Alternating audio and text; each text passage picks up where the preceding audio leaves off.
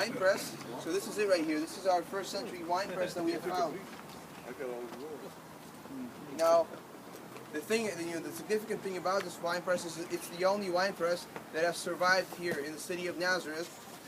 Okay, because if you take a look around, the city of Nazareth is very modern and it's built, so it's very significant to us that we have found this. And the reason it survived, remember I told you about the project of Nazareth Village, and they didn't use anything with the land. So because this land, they didn't build anything on it. Later on, the Dr. Nachman Bishar had this vision to use this land. That is why this thing, the wine press survived throughout all this time.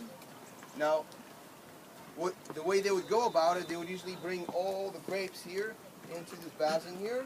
They would have some kind of a shade and ropes also, to hold while they were stomping the grapes, so they wouldn't slip. Now, remember I told you about the sandals. Now, when they come and to stomp the grapes, they usually have to take the sandals off. Now, my question to you: why would they do that? Why would they take their sandals off while to stomp the grapes? They didn't want to crush it. Huh? Wouldn't damage the seed, break the seeds. Yeah, that's right.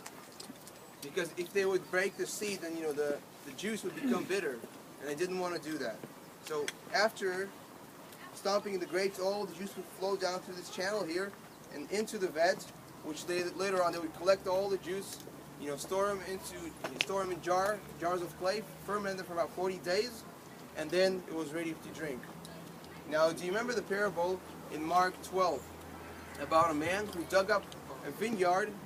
He put a wall around it, he dug up a wine press, and he built a watchtower. Now look what we have here. We have a vineyard. We have a wall of terrace. We have a wine press and a watchtower. So when we found these things, the watchtower is replica, and the actual one, the two actual ones that we found are across this road. We lost the territory, but when we found these things, we were just reminded of Jesus' parable. It's not that we're trying to replicate this, but when we found all these, we were like, wow, there's a parable about all these things. And a man actually dug up a vineyard, he put a wall around it, dug a wine press, and put a watchtower. Now, how do we know that there was a vineyard right there behind us? And usually, they wouldn't carry the grapes to the city because it would be too far, and all the grapes would be ruined.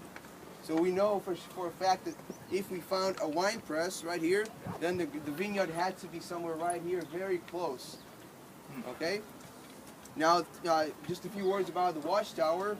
The watchtower, just like as you see one of our villagers, would be used, to guarding the field and all the crops from wild animals and from thieves that would come in and steal. And that Jesus makes a remark about us being like these watchmen on the watchtower, and we have to guard our hearts.